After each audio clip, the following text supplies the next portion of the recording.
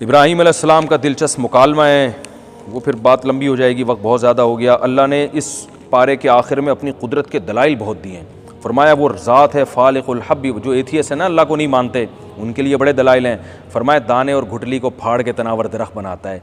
घुटली में ऐसे सॉफ्टवेयर खुद ब खुद इंस्टॉल नहीं हो सकते। ये जो एथियस कहते हैं ना, ये कायनात इत्तेफाक से वजूद में आई है, वो पूरी कायनात तो दूर की बात, एक खरबूजे का बीज इत्तेफाक से वजूद में नहीं आ सकता। उसमें ऐसा पेचीदा सॉफ्टवेयर है कि आप उसे ज़मीन में डालें, पानी दें, एक पौधा निकल आएगा। फिर उस पौधे में ऐसी खुद ब खुद हो रहे हैं, अजीब सी बात नहीं है। फिर उसमें बारीक बारीक तारे निकलना शुरू हो जाएंगी। वो जगह तलाश करेंगी, ऊपर चढ़ने की कोई जगह मिले हमें। फिर जहाँ से जगह मिलेगी उस पर लिपट, हालांकि उसके पास दिमाग नहीं है सोचने के लिए। कैसी कोंपलें निकल निकल के ऊपर फैल रही होती हैं, फैल रही होती हैं, फैल रही होती हैं, और होते होते फिर उसके अंदर दोबारा फूल पैदा। फिर वो फूल तितलियों को अपनी तरफ माइल करते हैं, तितलियां और परिंदे उन फूल पे जाके बैठते हैं, मक्खियाँ, और फिर नर मादा फूलों का मिलाप होता है। फिर उससे फल पैदा होता है, फिर वो फल बड़ा होता है। फिर जब उस फल को आप काटते हैं, उसमें वही बीज सैकड़ों दोबारा। ये जो साइकिल चल रहा है ना, देखो साइकिल में क्या होता है, आप पैडल जब मारते हैं तो पीछे से गरारी घूमती है। वो गरारी क्या करती है, वो चेन को घुमाती है, चेन अगली वाली गरारी को घुमाती है, अगली वाली गरारी का ताल्लुक होता है पहिए से, वो पहिए को घुमाती है। फिर पहिया जब घूमता है तो आगे चलता है, फिर पहिए घूमने से फिर चेन घूमती है, फिर चेन घूमने से फिर ये सारा साइकिल को साइकिल क्यों कहते हैं? तो एक साइकिल, कभी किसी एथियस ने दावा किया कि एक साइकिल खुद से वजूद में आई है और उसमें गरारियां ऐसे खुद ब खुद फिट हो गई हैं। नहीं आ रही समझ में? अरे कोई एक गरारी किसी एथियस के पास लेकर जाओ लोहे की, बोला यार करोड़ों साल में भी ये दो इस तरह से फिट कर दो, खुद ब खुद कर दो, बैठ के ना बस छूमंतर करो कि इसमें एक चेन आके फिट हो जाए, कि जब हम पैडल घुमाएं तो पैडल घूमने से एक गरारी घूमे और उससे चेन घूमे और चेन से पिछली गरारी और फिर पिछला पहिया। ऐसी मशीन करोड़ों साल में कोई एक अब तक खुद से ईजाद हो गई हो तो यार ज़रा दिखाना। वो कहेगा ना ऐसा हुआ है और अरबों साल में भी ऐसा नहीं होगा। अब मुझे बताओ, साइकिल की मशीन ज़्यादा पेचीदा है या खरबूजे के बीज में जो इंस्टॉलेशन हुई है वो ज़्यादा पेचीदा है? नहीं आ रही बात, क्योंकि ये जो इंस्टॉलेशन हुई है ना, करोड़ों साल से खरबूजे के बीज खरबूजे पैदा करके फिर दोबारा उसमें करोड़ों बीज निकल आते हैं और फिर उस हर बीज में ये ताकत होती है। हज़ारों साल से लाखों साल से प्रोसेस हो रहा है, ख़त्म होने का नाम बोलो ना भाई नहीं ले। इंसान में देख लो ना, रोटी खाते हैं, मनी के कतरे बनते हैं, फिर उसमें क्या होता है, उससे इंसान बनता है, फिर इंसान बड़ा होता है, फिर उसमें वही स्पर्म पैदा होते हैं, और हर में इंसान पैदा करने की सलाहियत। ये एक रोबोट से लाखों रोबोट, चलते फिरते रोबोट पैदा हो रहे हैं। तो आज तक इत्तेफाक से जो जापान का रोबोट है ना, जो इंसान जैसा पेचीदा नहीं है, ये वजूद में नहीं आया। तो एक चलता फिरता रोबोट जिसमें नस्ल बढ़ाने की सलाहियत, बोलने की, सुनने की, चखने की, देखने की और खाने की, खुदा की कसम ये खुद से नहीं हो सकता। एथियस एक बहुत बड़ी गलतफहमी करते हैं, कहते हैं यार फिर अल्लाह को किसने पैदा किया है? भाई अगर इस कायनात को अल्लाह ने बनाया, इंसान को अल्लाह ने बनाया, तो अल्लाह को किसने बनाया? तो उसको कहा जाएगा अल्लाह की जो ज़ात है वो हमारी अकल से मावरा है, वो हमेशा से है। आपकी समझ में नहीं आ रहा, लेकिन आपको मानना पड़ेगा कि हमेशा से है, क्योंकि अल्लाह आपकी समझ से क्या है, बालातर। आप अगर अल्लाह को हमेशा से नहीं मानते तो कायनात को हमेशा से मानना पड़ेगा। अब ये अजीब हमाकत है कि अल्लाह को हमेशा से मानना तो बेअक्ली है, इसलिए हम नहीं मानते, और जो इस कायनात जिसके औसाफ को हम जानते हैं, इसको हमेशा से मानने के लिए तैयार हैं, जो उससे बड़ी बेअक्ली है। नहीं यारी बात, इसे कहते हैं बारिश से भागा और परनाले के नीचे आके क्या हो गया, खड़ा हो गया। एथियस कहते हैं हम अकल को इस्तेमाल करके कहते हैं खुदा हमेशा से कैसे है। भाई तो अजीब अकल इस्तेमाल कर रहे हो कि खुदा जो मावराअल अकल है वो हमेशा से होना समझ में नहीं आ रहा। और कायनात जो हमारी अकल में आती है, इसमें तो हम देखते हैं कि एक चीज़ की कंडीशन चेंज नहीं होती जब तक कोई चेंजर ना हो। ये पंखा अगर रुका हुआ है ना तो हिलेगा नहीं जब तक हिलाने वाली कोई चीज़ ना हो। तो इसमें तो कंडीशन चेंज नहीं हो रही, ये खुद कैसे खुद ब खुद वजूद में आ गई? भाई ये पंखा है ना, रुका हुआ है, जो कराची में अक्सर रुके हुए ही मिलते हैं आपको, अब थोड़ा सा हालात अच्छे हो गए। तो हम KE80 वालों को बद्दुआएं क्यों देते हैं? हिला नहीं रहे ना क्या ख्याल है? हम नेचर को क्यों बद्दुआएं नहीं दे देते कि यार पंखा इत्तेफाक से इसको हिल जाना चाहिए? भाई हिलाने वाला जब तक कोई नहीं होगा, ये अरबों साल तक इसी तरह लटका रहेगा। तो इन मादी चीज़ों की ये सलाहियत हम जानते हैं कि वो एक कंडीशन से दूसरी कंडीशन में चेंज नहीं होते जब तक कोई चेंज करने वाला नहीं है। तो पैदा कैसे हो सकते हैं? एक आदमी कह रहा है ये पंखे में इतनी ताकत नहीं है कि खुद से हिल जाए, लेकिन इतनी है कि वो पैदा हो जाए खुद से। तो आप कहेंगे वाह भाई वाह, हिल सकता नहीं है, पैदा खुद से हो सकता है। तो ये कायनात खुद से कैसे पैदा हो गई? या तो इस कायनात को हमेशा से मानना पड़ेगा या बनाने वाले को हमेशा से मानना पड़ेगा। तीसरा ऑप्शन आपके पास, बोलो भाई, नहीं है तो आप बताओ ना। 2 और 2 4 की तरह एथियस्ट को आप जवाब दे सकते हैं, या तो इस कायनात को हमेशा से मानो या अल्लाह को। अब दोनों में कौन सी चीज को मानना अकल के ज्यादा करीब है? भाई अल्लाह के बारे में हमें मालूम नहीं है, मावराउल अक़ल, वो हो सकता है हमेशा। इस कायनात को हम मानते हैं, भाई ये तो कंडीशन चेंज नहीं होती, इसकी कोई कंडीशन हमेशा से नहीं है, तो ये खुद हमेशा से कहां से हो गई? और खुद कैसे इसने अपने आप को पैदा कर लिया? भाई जब थी नहीं तो पैदा कहां से करेगी? तभी तो कुरान कह रहे हैं हम खुलिक़ू मिन गैरि शैइन हुमुल खालिक़ून, कि तुम खुद से पैदा हुए हो या तुमने खुद अपने आप को बनाया है?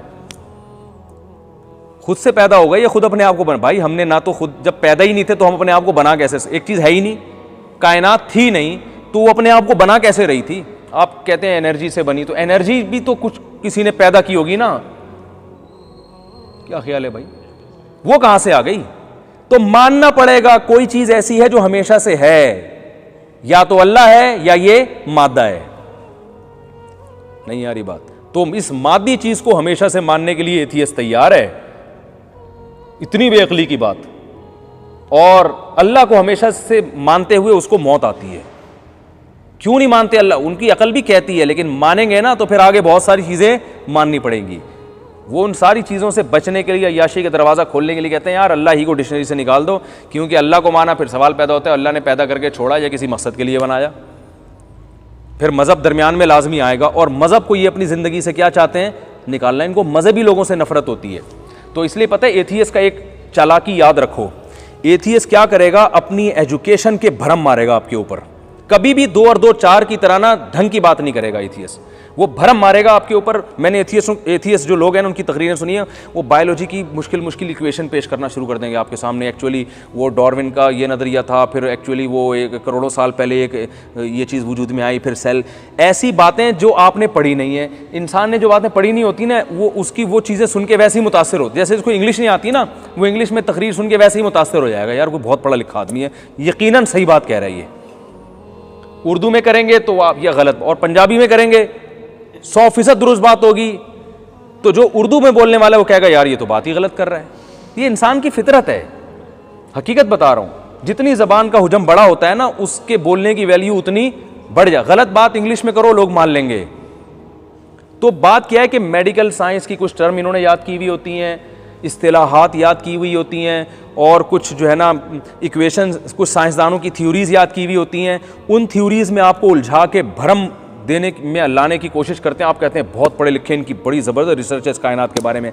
और भाई तू सीधा सीधा इंसान के बच्चों की तरह ये बता कि ये खुद से बन सकती है या नहीं बन सकती, ये हमेशा से है या बाद में पैदा हुई है? बाद में जब थी नहीं तो खुद से पैदा कैसे हो गई? इस सवाल का जवाब दो बस, इससे आगे जाने की ज़रूरत नहीं है। घुमाने की, ये घुमाते हैं। जैसे मेरा एक मुनाजरा हुआ था ना मुनकिरीन हदीस से, वो बहुत घुमा रहा था बात को, बुखारी की हदीस नंबर ये, हदीस नंबर यूं, हदीस नंबर फलां। इससे अवाम भरम में आती है यार बड़ी रिसर्च है।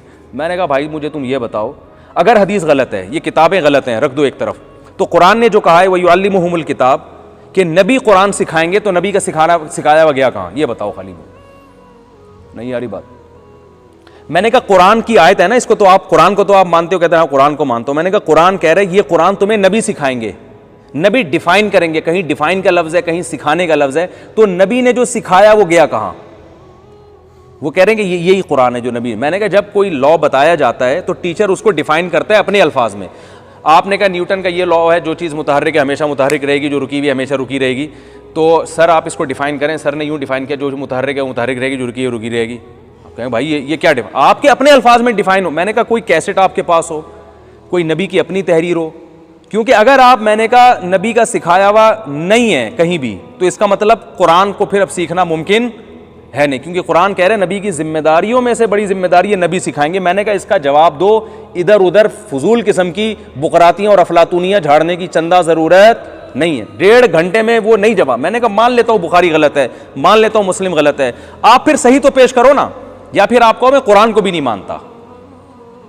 कुरान को मान रहे और कुरान कह रहे हैं नबी सिखाएंगे और नबी के सिखाने के बगैर कुरान समझना मुमकिन नहीं है, तो इसका मतलब कुरान, और एक तरफ कुरान कह रहे हैं मेरी हिफाजत, मैं हिफाजत का वादा भी किया कि हमेशा महफूज रहूंगा, तो इसका मतलब कुछ है जो नबी ने सिखाया जो ये नहीं है, तो फिर सही वाला बता दो, मैं उधर आ जाऊंगा। ना वो वाला बता रहे हो ना इस पर अमल करने दे रहे हो, तो तुम्हारा मकसद फसाद बिछाने के अलावा कुछ भी नहीं। देखो आपकी बच्ची बड़ी हो गई, एक अच्छा सा रिश्ता आया आपके लिए, महल्ले वालों ने कहा ये बंदा ठीक नहीं है, दूसरा आया ये भी ठीक नहीं है, तीसरा आया ये भी ठीक नहीं है, तो आपने कहा या तो खुद बता दे है कोई अच्छा, या फिर जहां कर रहे हो शराफत से।